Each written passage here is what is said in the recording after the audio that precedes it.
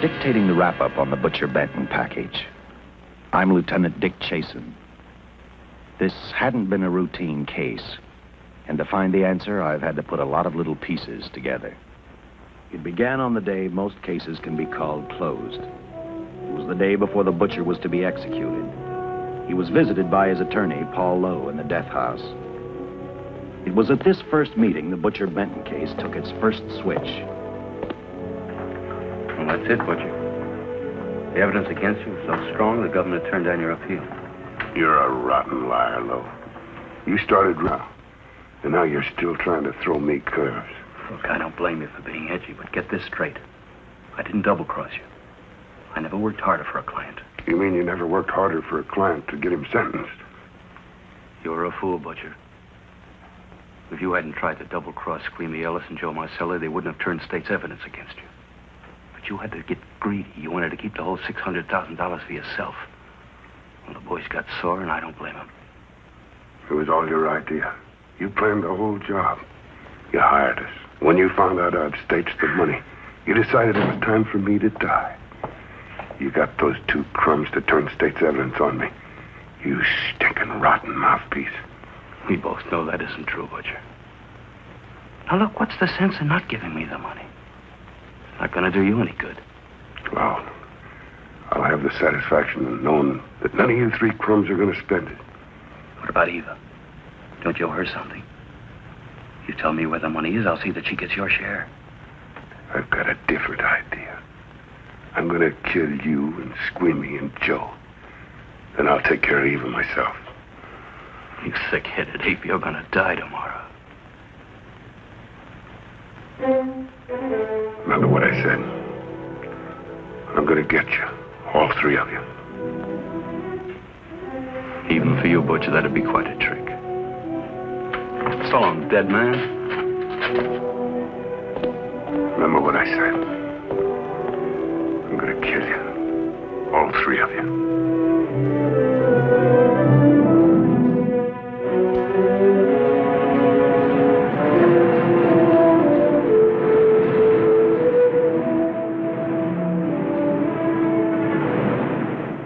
Back in Los Angeles, two men sat in a bar room listening to a newscaster tell his headline story. He played up big the butcher's threat to kill Paul Lowe, Squeamy Ellis, and Joe Marcelli for their having turned state's evidence against him. Squeamy Ellis didn't seem happy over the butcher's threat. Neither did Joe Marcelli. But they had figured, once a dead man, always a dead man. But this was one time everyone was in for a surprise, including the entire police department.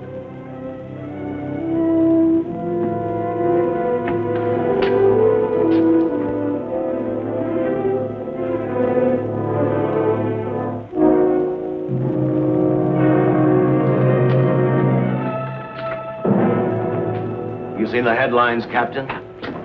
Teletype just came in from San Francisco. Butcher's execution is set for 5 o'clock this afternoon. And like the newspapers say, he still refuses to talk about that stolen money. Well, I still have hopes of coming up with something. That's what I dropped by for, Dick. With Butcher's execution, the department's marking it case closed. That means you'll be reassigned. I spent a whole year trying to break this case. As far as I'm concerned, Butcher's death is just the beginning. Of course, I can't prove it, but I think that Paul Lowe was the top man. And even though I have to keep working on it while off duty, I'm going to get Lowe, Squeamy Ellis, and Joe Marcelli. Okay, Lieutenant. Officially, I've taken you off of the case. Unofficially, I wish you luck. Do me a favor. Keep me posted. Will do. Thanks, John.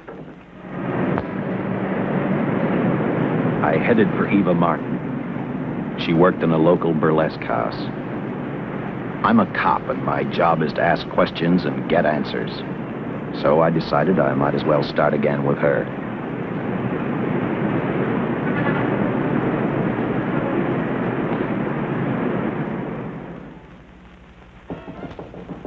Come in. Oh. What do you want? I'd like to talk to you. Talk? You're a cop, aren't you? That's a good question. I can't even find a 3-ton armored car, let alone the $600,000. And I've been on the case a year. I've told you, and I've told you, and I've told you. I don't know anything about the money. I never did. Benton's gonna be dead in a little while. I thought it might make a difference. I never knew anything about the money. Call me dumb. I didn't even know Charles was in the rackets until the trial. Now, take it easy, kid. You're on, Eva.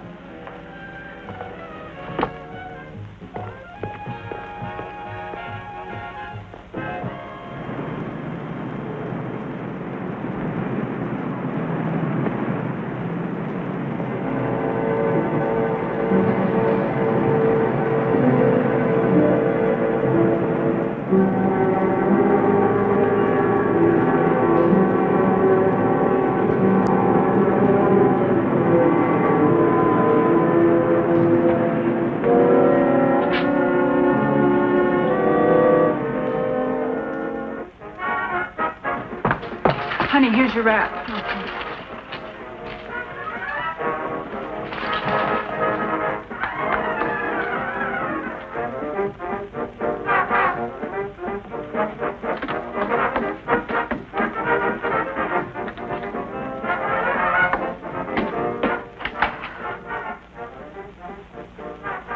A few moments ago, Butcher Benton, without revealing the whereabouts of the $600,000 stolen in the armored car holdup, paid for his crimes against society in the gas chamber at San Quentin.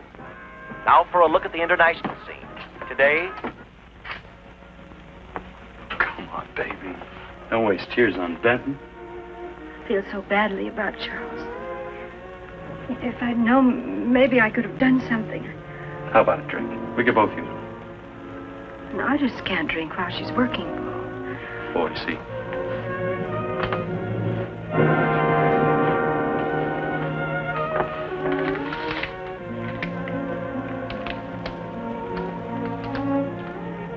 What's that?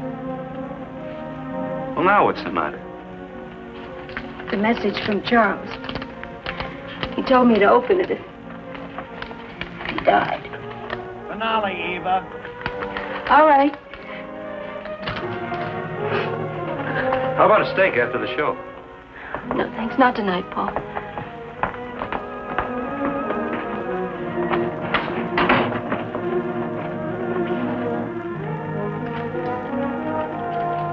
I didn't find out until much later, but Paul Lowe, in opening the letter the butcher had given Eva, found a map outlining a section of the city sewer system, and clearly identified was the spot where the butcher had hidden the stolen payroll. He replaced it with a $50 bill.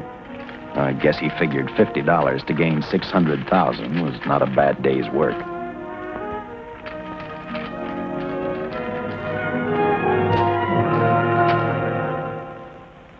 A few hundred miles away in San Francisco, the case took another switch, which turned the next 72 hours into one long, hideous nightmare. Dr. Bradshaw, a distinguished biochemist, was making preparations for a final experiment which he hoped would lead the way to a cure for cancer. He'd been successful with laboratory animals. The last step called for a human body. And Dr. Bradshaw's assistant quickly made a deal with a local mortuary and returned to the laboratory with the dead body of Butcher Benton.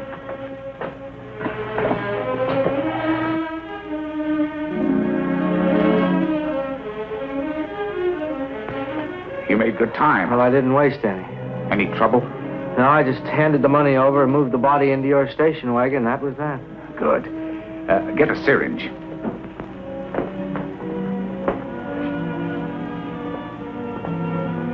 He's in good shape. Well, I hope so. We'll get other blood samples later. We'll run this one through fast. Right. Now wheel him into the machine and then raise him. Right.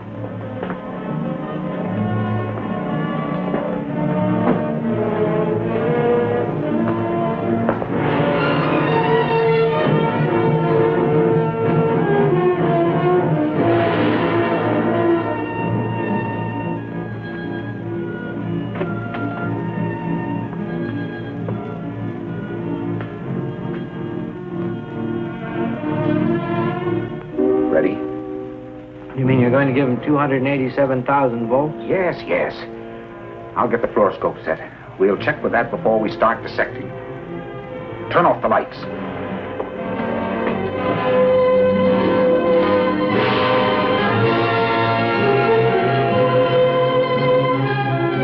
There you are, old boy. If you respond properly and my theory is sound, you'll be more famous dead than alive.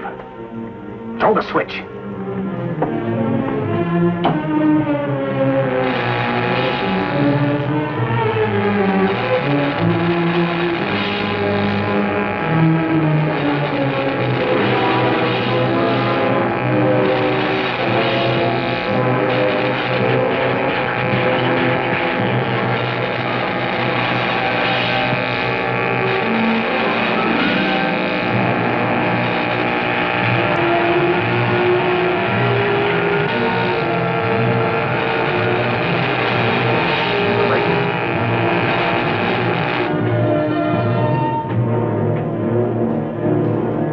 Wait, I thought I saw a pulsation of the heart.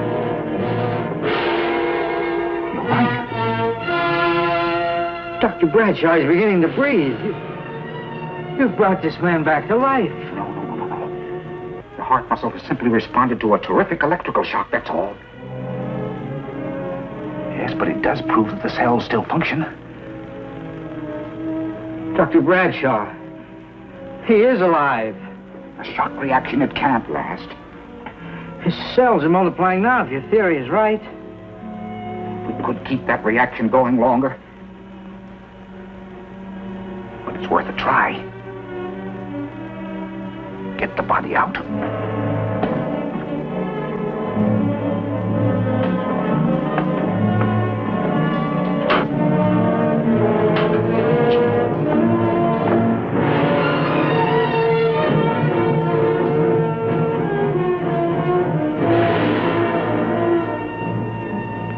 Get some adrenaline from the supply room. Some amyl nitrite, too. Hurry, hurry.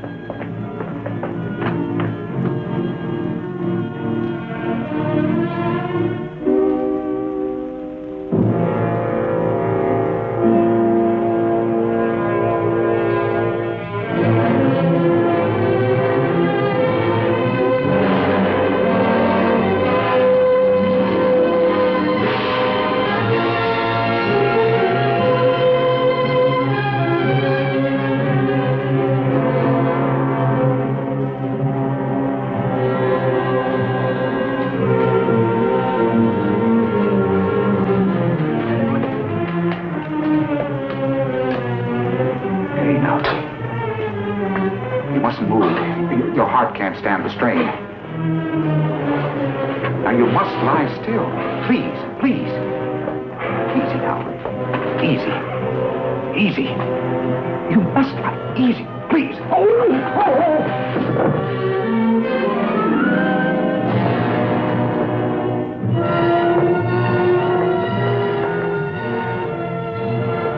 Dr. Bradshaw's experiment had given life back to the butcher. He tried to talk, but the electrical voltage had burned out his vocal cords. Yet it hadn't destroyed his brain. He knew who he was. He knew who he hated. As he stumbled about the room, I think he thought only about one thing: kill Lowe, Squeamy, and Joe Marcelli. The tremendous electrical voltage that Dr. Bradshaw had given the butcher had increased his cellular structure to the point where he was no longer a man. Dr. Bradshaw's experiment had created a vicious, brutal animal with an almost inconceivable amount of strength.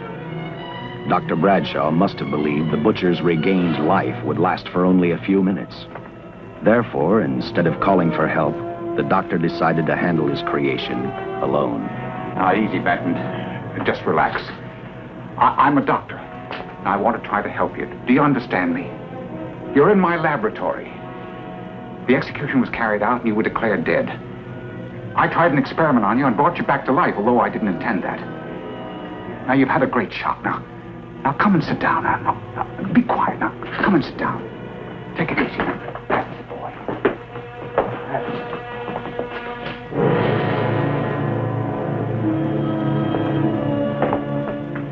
Careful. His reactions are violent. How do you explain this? Each cell must have multiplied 100 times. perhaps thousands. His strength is unbelievable. No, it's too late for the amyl nitrate. I want to get some blood samples, make some tests on him, find out what's happened. Get me a syringe.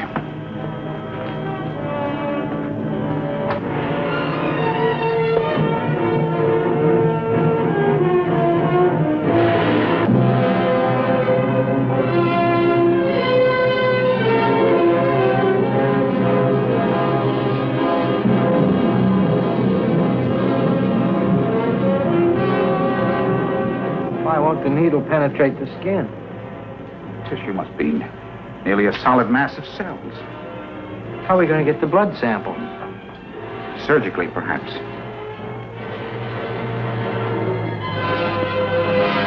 Now, easy, man. Take it easy. You can't leave here now. I'm responsible for your being alive.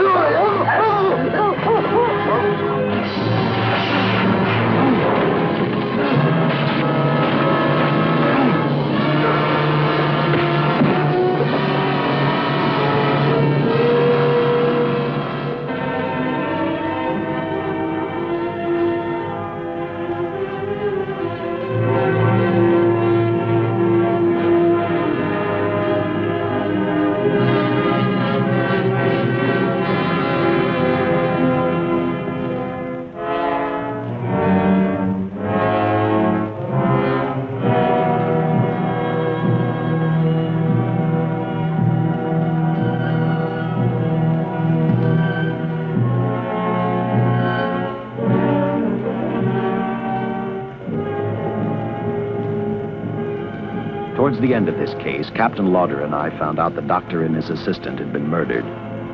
But I'm getting ahead of my story. The butcher didn't know how he had been brought back from the dead, and he didn't care. All he knew, he was alive. Then this monster-made man started thinking about Los Angeles.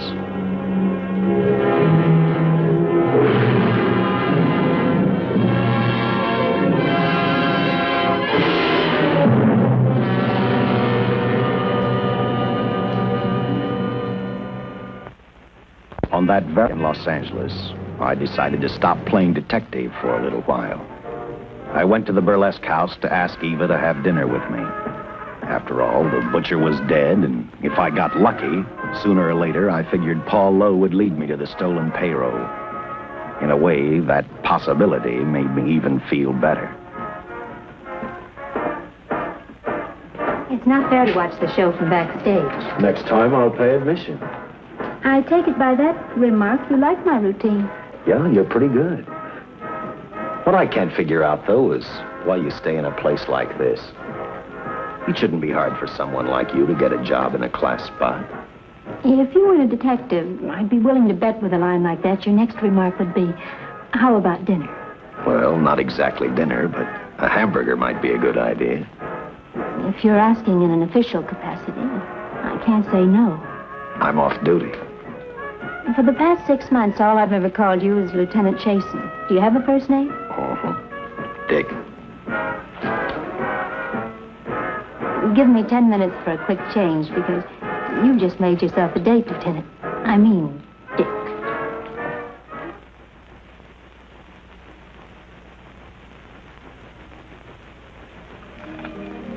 Know something, Dick? I haven't had hamburger in the front seat of an automobile with a guy in a lot of years. Well, from now on, we'll do it more often. Funny.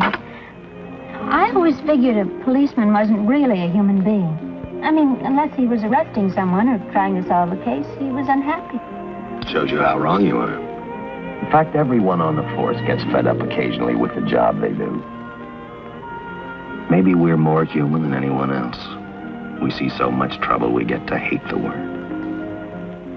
But as long as the world's filled with people, there'll have to be men who enforce the laws. What made you join the department? Now who's making with the questions? No, honest, I'd like to know.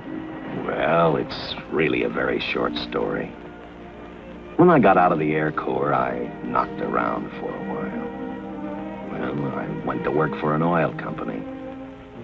One day, I went back to college on the GI Bill. Just before graduation, I noticed all about the police department exams. Seemed a pretty good thing to do with your life, so I took the exams, passed, then went on from there. If I ask one more question, will you give me a straight answer? Try me. Am I still part of the Charles Benton investigation? I mean, right now. I don't think so. As far as the department's concerned, when Benton was executed, the case was marked closed. But inside of me, that's not good enough. I don't follow you. Well, the $600,000 is still missing. And a fast-talking underworld lawyer like Paul Lowe is walking around a free man. Someday, no matter how long it takes, I'll get him and the money. Until I do, the Benton case for me is not closed. I give you my word, Dick. Charles Benton never told me anything about the money. Oh, I've been sure of that for a long time. But how did you ever get mixed up with anyone like the butcher? This trouble ever started just happened. I had a roommate who used to date Benton all the time. One day she packed and left for Chicago. Benton carried a torch for her, and he used my shoulder to cry on. First thing I knew, we were having dinner together, and a few weeks later, I was labeled by the police as this #1 suspect and Benton's girl. But it was never like that. I made only one mistake. I felt sorry for him. You mean, until he was arrested for the robbery and the killing, you had no idea how he earned a living? I know this is going to sound crazy, but I only went out with Benton a couple of times. And all we ever talked about was Madge, my old roommate. The last time I saw him, he tried to get too friendly, and that's when I told him he had the wrong girl. But like I said, I'd already made my mistake. What about the burlesque house? How do you two fit together? You sound like a lot of other people. I left a small town a couple of years ago because I won a beauty contest, and the first prize was a screen test. After which, nothing happened? That's right. Only, it was pretty rough. And then one day I read an ad about girls wanted for a burlesque show. I auditioned and I got the job. You know something? It's like any other job. If you're looking for trouble, you can find it even in a schoolroom. Well, when the screen test didn't work out, though, why didn't you go on home? Well, first you have to have a home to go back to. My folks are dead, so Los Angeles was as good as any place else. I don't know about you, but I do 8 shows a day, and at this hour I'm bushed. I know what you mean. Mind if I drive you home? No. And I'll tell you something else. I haven't minded anything about tonight. Not even the hamburger. I kept playing tag with Lowe. He made 4 telephone calls. 3 of them didn't interest me, but one did. The one to Joe Marcelli. I watched Joe head for his meeting with Lowe, and for some unknown reason, I began to get the feeling that this case was finally about to explode in my favor. You see what I mean? Well, look at that, will you? I see him stagger on 2 legs, but he's doing it on 4. Shut up, you flea bag. Well, look who's calling names. At least I ain't a squealer, a stoolie. I warned you before. All right, Harry, that's enough. I'll take care of him. I want to talk to him. Okay, Mr. Lowe. But any future business you've got with this psycho, take care of it upstairs in your office. You keep showing around here, sooner or later he's going to get slugged, cripple or no cripple. All right, shut up, Joe. Sit down.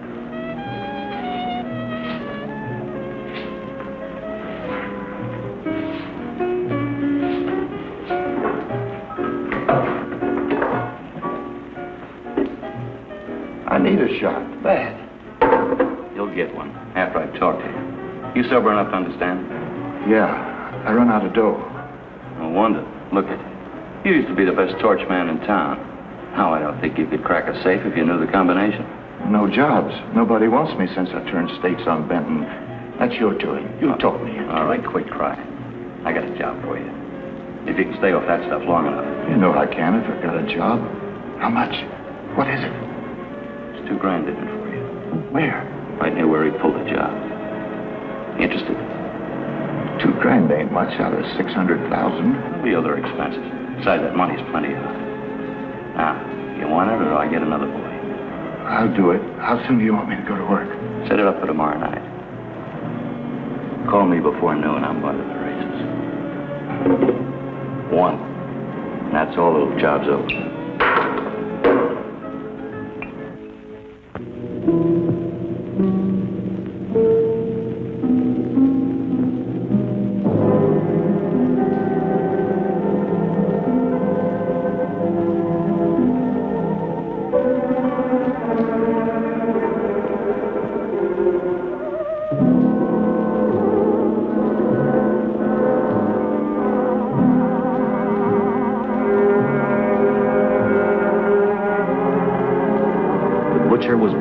Slowly toward Los Angeles. He traveled through wooded hills to prevent being seen by anyone. Finally, he came to a quiet road. He stopped to get his bearings. And then he saw her. He saw something else. An automobile. For the butcher, that rang a bell. With a car, he knew by the next afternoon he'd be in Los Angeles in plenty of time to catch up with the 3 men who had double-crossed him.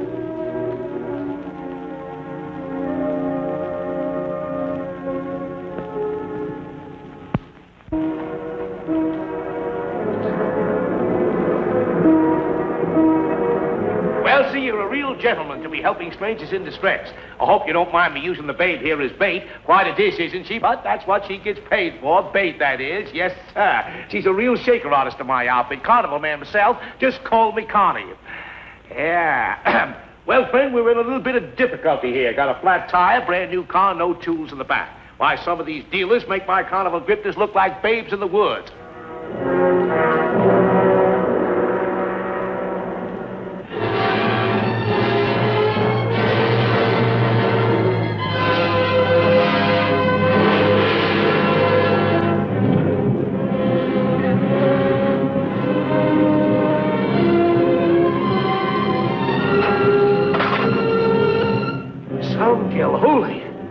Say, who you with, friend? Let it down. Let it down. No matter who you with, friend, believe me, I can do better for both of us. I'll make a fortune for the both of us. Oh!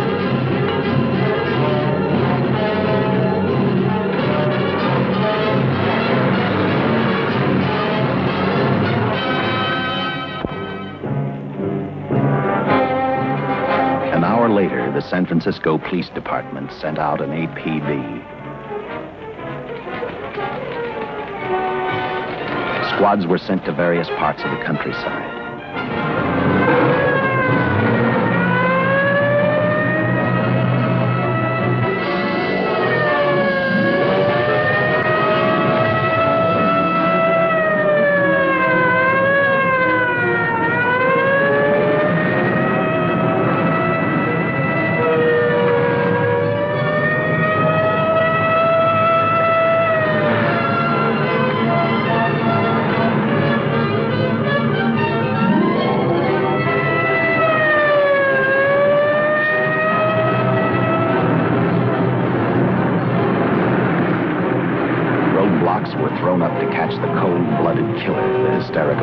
Described. Each squad kept reporting back to Central Headquarters, and each of their stories was the same.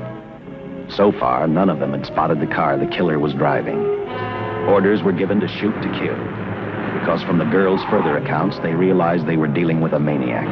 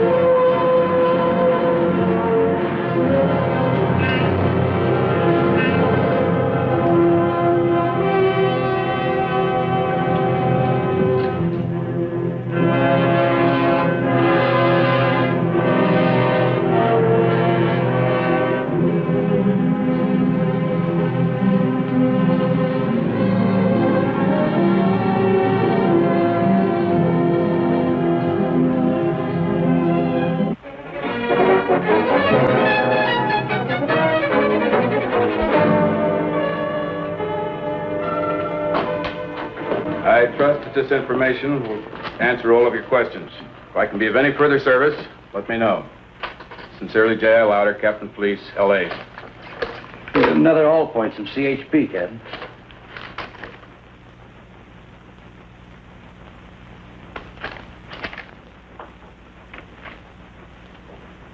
These reports sound like they come from a bunch of loonies. Sure do. There it is. Sergeant. Yeah. I want Lieutenant Chasen to look these over as soon as he comes in. All right, Captain. The next morning, I read the stories of the brutal murder of the 2 police officers. I also read the witness's statement about the bullets having no effect upon the killer. I felt sorry for the witness, and I thought about how easily a person's mind can become confused when suddenly they receive a brutal shock. I didn't believe a man existed who could not be stopped by a slug from a .45. Good morning, Captain. You and the rest of the force are going on 24-hour duty. Seen the headlines? You mean this guy that's running amok up north? Yeah, the latest report, he's killed 2 police officers. Made a getaway in a green coupe heading south. I've got a hunch this killer's going to be our baby. He could be in town right now. Yeah. You better get started, Lieutenant. Okay. Any new leads on that hold-up money? I think the girl can probably be counted out. If any of the others are wise, they're keeping mighty quiet. Well, let it ride for now. The whole force is going to be on the spot until we catch this killer. Newspapers will have a field day.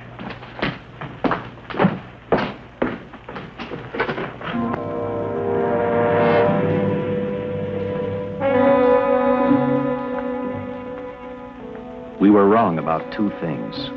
The killer was already in our city, and we didn't know he was Butcher Benton.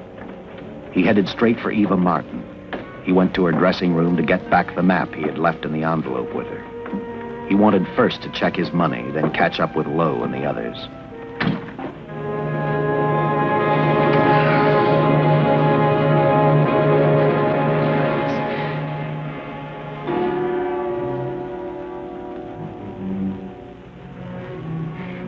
Can't be.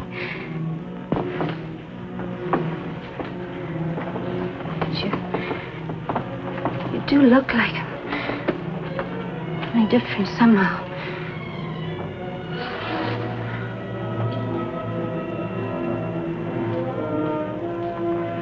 It is you. Why didn't somebody tell me? What's happened, Charles? Those look like bullet holes. Are they?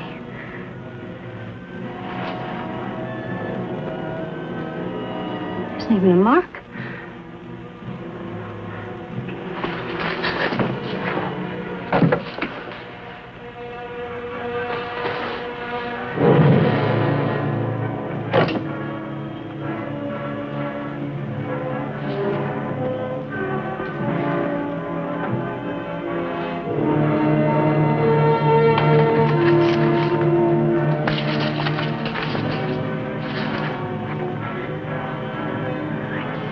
I opened it like you told me. I found the $50. I didn't know why you left him. Oh, Paul didn't know why he was here.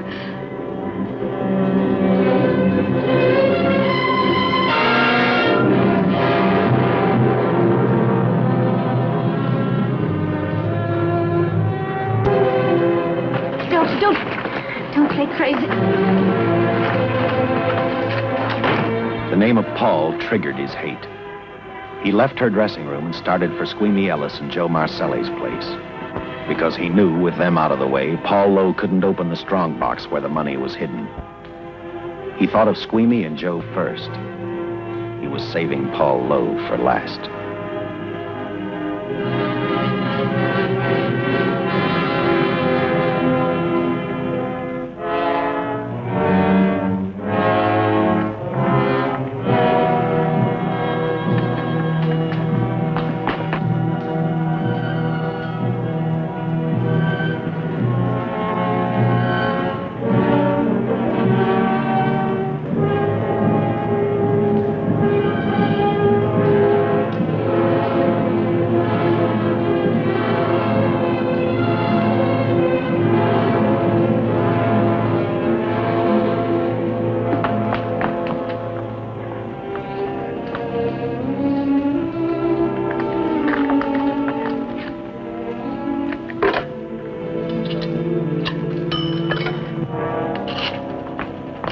Eva, can I borrow your eyebrow pencil?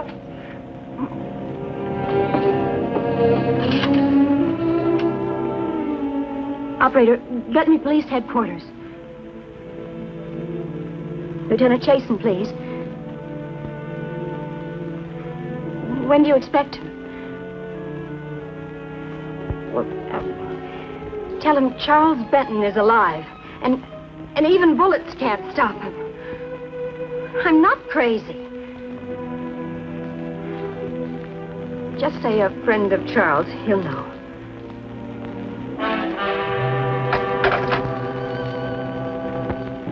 She tried to tell him the butcher was alive and on his way over to kill him. Squeamy didn't believe her, and in a way you couldn't blame him. Who in their right mind would believe a man had returned from the dead? What Squeamy actually believed was that the butcher, before his execution, had hired a killer to carry out his threat.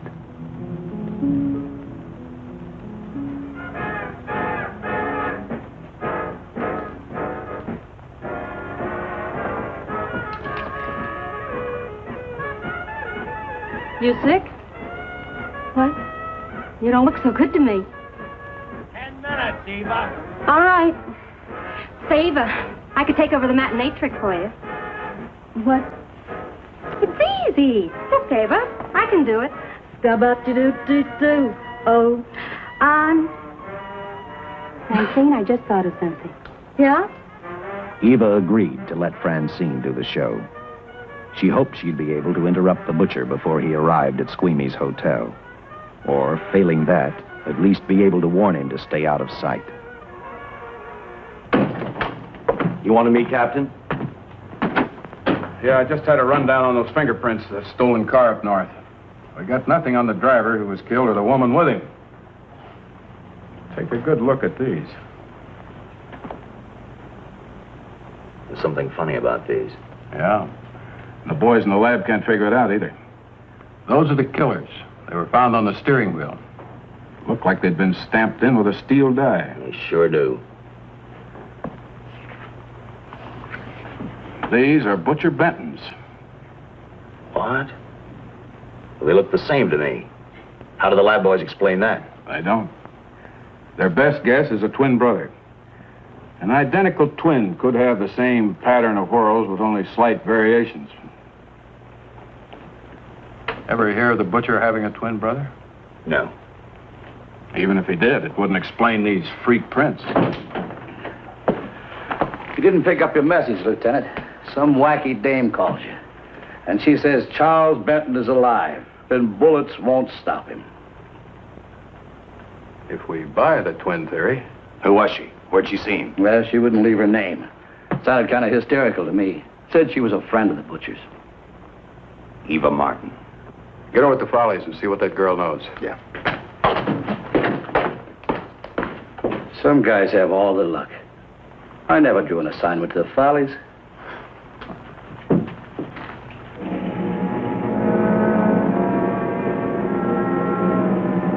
Meanwhile, the butcher headed for Squeamy's hotel. He didn't seem to be in any particular hurry. Actually, he seemed like any normal person, on his way to work or on his way home.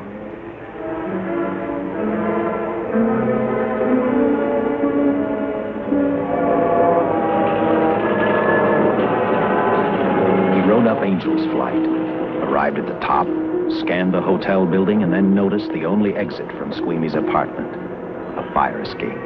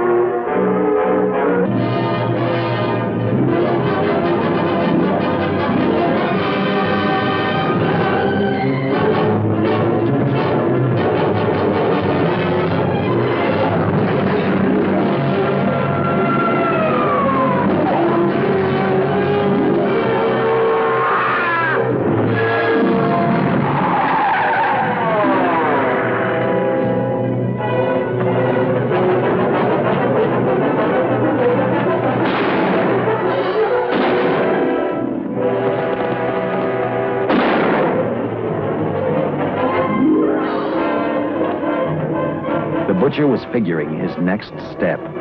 And as he looked at the dead cop, he thought about Paul Lowe, the next man on his list. Seen Joe Marcelli? Not since last night when I told him I didn't want him around here no more. Give me a shot.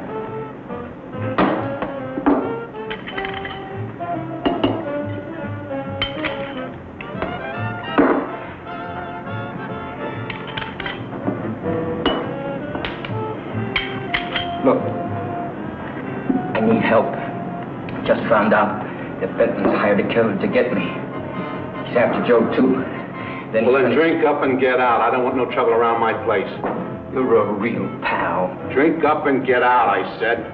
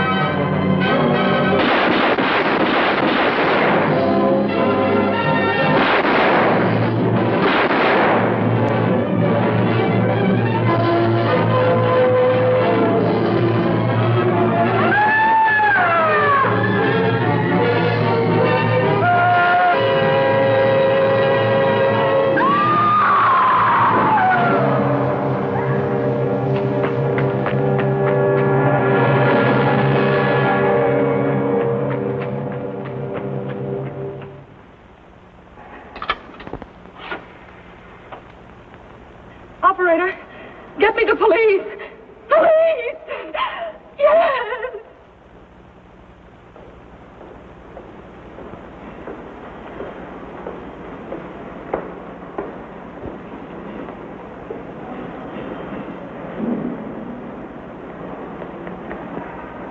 What's happened? A guy named Squeamy got thrown from the 5th floor. He's deader than a mackerel. Customer of mine. You mean Squeamy Ellis? Yeah, that's it. Just Squeamy. No one else was killed. Ain't one enough?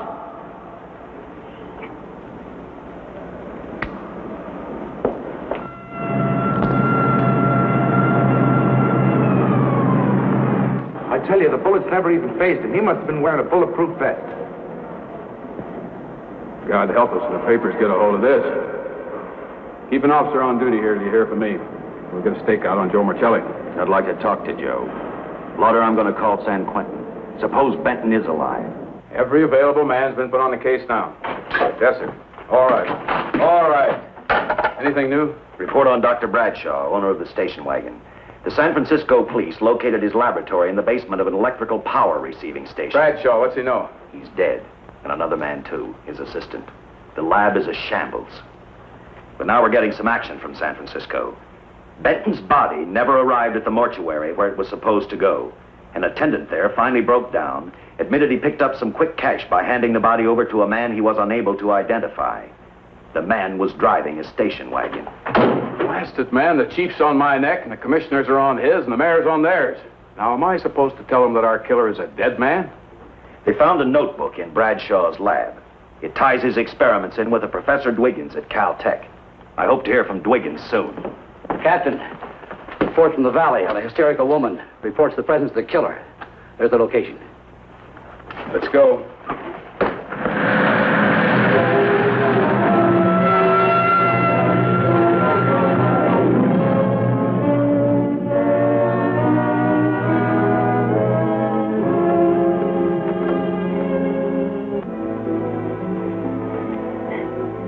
You and your boyfriend had a little fight, and he got out of the car to take a walk. You noticed as he walked down toward the sump area in the direction where you'd seen those lights a short while before. What happened then, miss? Please try to tell us. Well, I just sat there a few minutes, I guess. I was pretty mad. Then there was a loud crash, like heavy metal, sort of, from down here. I got out of the car to get a better look. I heard Jimmy cry out something. I couldn't make out the words. Then down here, in a patch of light, was Jimmy. And coming toward him was this man. Big man. Lifted Jimmy up over his head like he didn't weigh a thing. Jimmy screamed. Just once, before he broke Jimmy's back. I heard it snap that far away. Then I started running till I found this house. They let me use the phone. Thank you, miss. We'll see that you get home right now. O'Malley, see that the young lady gets home all right. Paul Lowe, while driving to his office, heard a radio commentator report the murder of Joe Marcelli. And what shocked him most was when the broadcast identified the killer as possibly being the butcher. Lowe headed straight for Eva Martin at the Burlesque Theater. Oh, you gave me a start, Mr. Lowe. What are you doing here? Where's Eva? Oh, I'm taking her place. I'm going to wear her costume. What's it to you? I asked you, where's Eva? Hey, don't get physical. And watch your tone of voice, Buster. I told you. Little Eva isn't here. I can see that for myself. Where is she? She's at police headquarters. That's where she is. Yes, sir. No, sir. Captain Lauder's still with the mayor.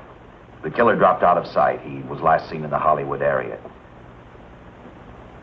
Yes, sir. We know he's dangerous. Every angle's being covered. Yes, sir. I'll tell him.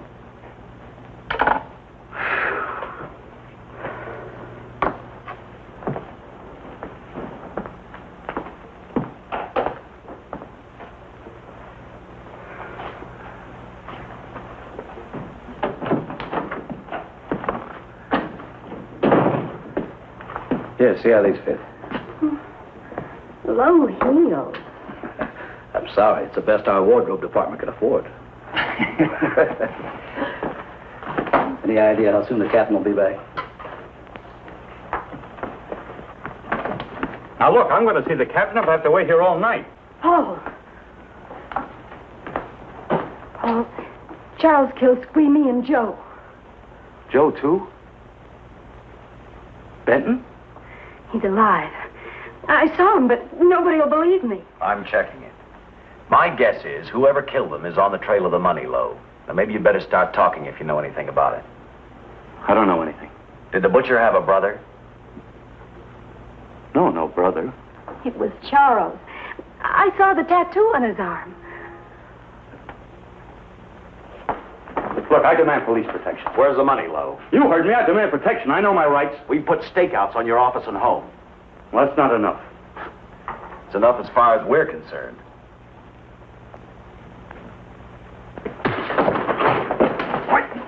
Are you gonna book me, Sergeant? Then throw away the key.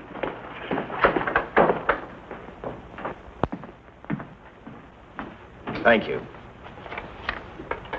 Come up with anything yet, Dick? Oh, we've checked every hotel, motel, and rooming house in town. We've run a cross-check on every hangout Butcher ever used. Net results, blank. This is incredible. We not only discover a dead man turned killer, but it's beginning to look like he plays ghost, too.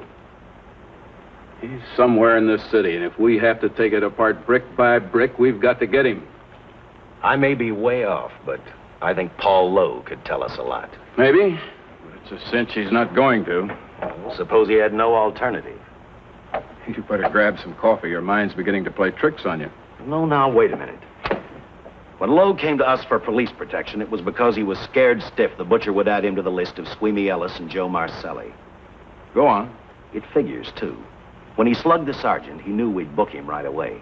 Oh, this Lowe's a pretty cute character. But we can play the same game. You mean we'll threaten to release him? Well, not exactly. You tell him you realize that he was excited, that throwing the punch was accidental. Tell him we're not going to make a charge, that he's completely released. Lieutenant, you know we can't do that. Lowell made his first mistake when he hit the sergeant, and that'll get him a year.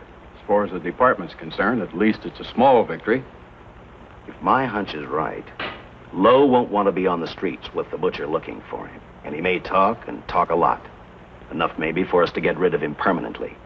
Even lead us to the Butcher. If he's frightened enough, that might work. But if it doesn't... No, Dick, I'm not going to release him. I want him out of my way so bad I can taste it, but not bad enough to be responsible for getting him killed. The good thing about that, Captain, is the fact we know it, but Lowe doesn't. Let's give it a try. All right, Lowe. Come on out. I think you'll find everything in there. You're free to go, Mr. Lowell. Wait a minute. Who do you think you're kidding? You arrested me for assaulting an officer. Court, I'll plead guilty.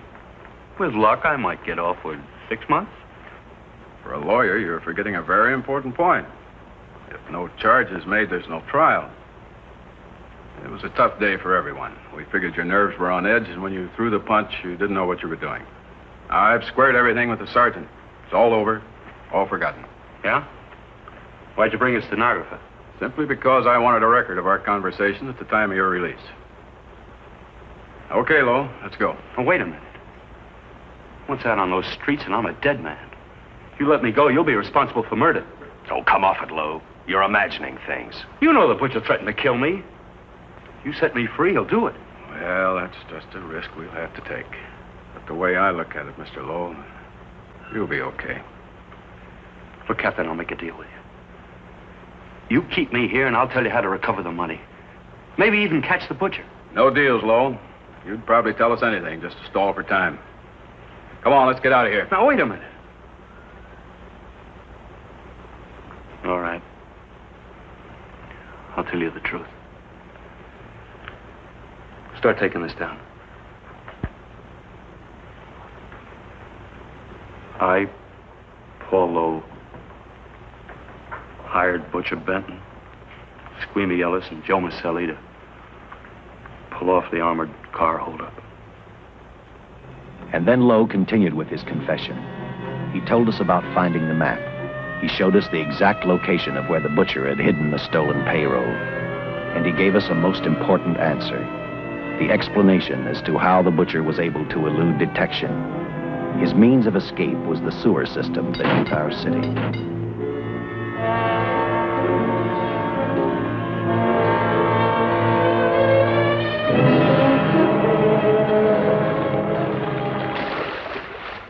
The department went to work fast. Every police squad in the city was detailed to cover a specific area.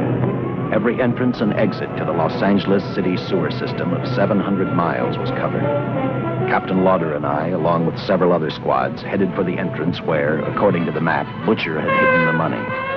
Our job was to stop him, and that made me think of one specific question.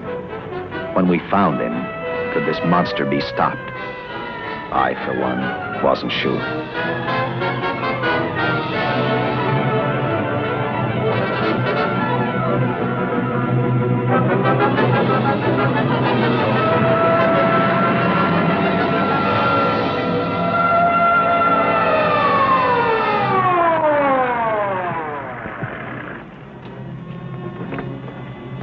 Everything all set, Lieutenant? City engineers mapped out each possible exit. A squad of officers are spotted at every point. If the butcher can be caught, now's the time. Well, after I talked to Caltech, I called on the fire department for a little help. The professors thought a flamethrower might stop him. Flamethrower? I suppose our boys have had a chance to join our squads by now. See, we have one with us here. Have you thought about what'll happen if this doesn't work? No. I've been praying too hard that it will work.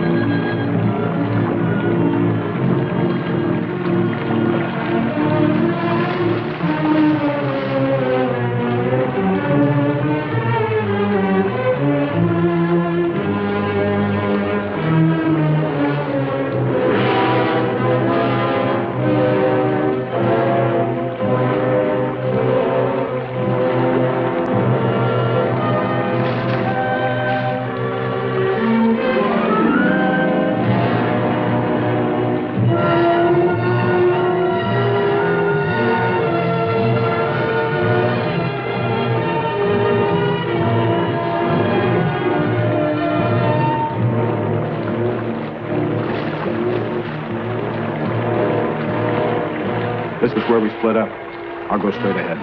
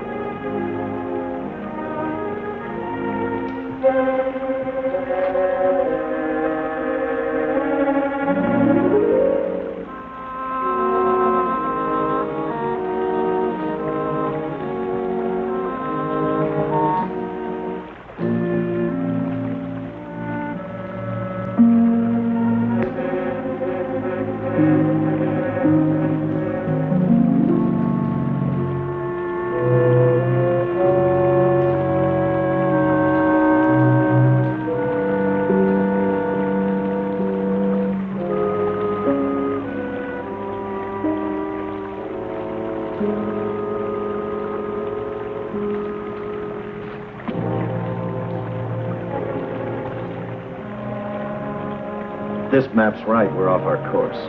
We'll have to backtrack.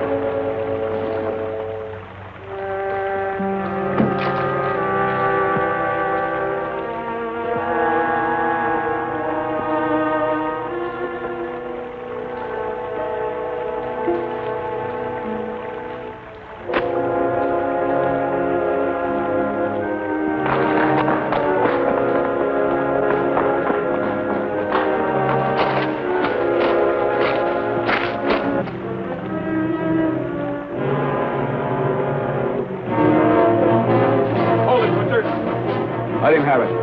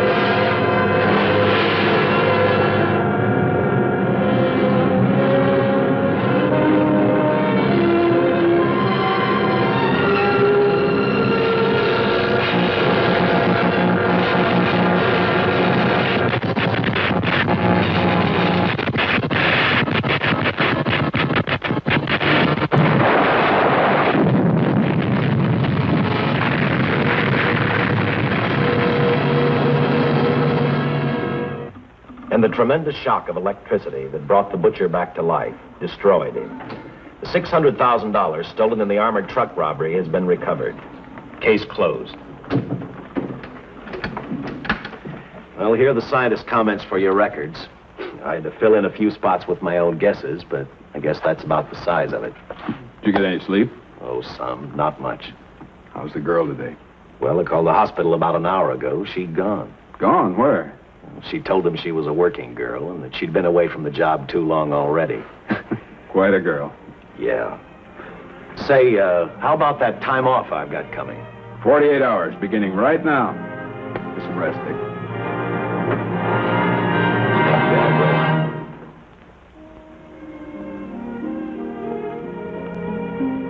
know something, Dick? The past 72 hours seem like a bad dream. That rest in the hospital today really gave me a new lease on life. Now that it's over, I can't believe it actually happened. The important thing is to remember it is all over. I suppose you'll be assigned to another case. I'll have to give up hamburgers in the front seat of the car for steaks in a restaurant. No. I've thought about that. In fact, I decided to do something about it. I started by talking the captain into a short holiday. And just about an hour ago, I got you fired. What? What did you do that for? I figured that being my wife would take up all of your time. Even if I wanted to say no, I couldn't. You're not supposed to say no to a detective. I figured that, too.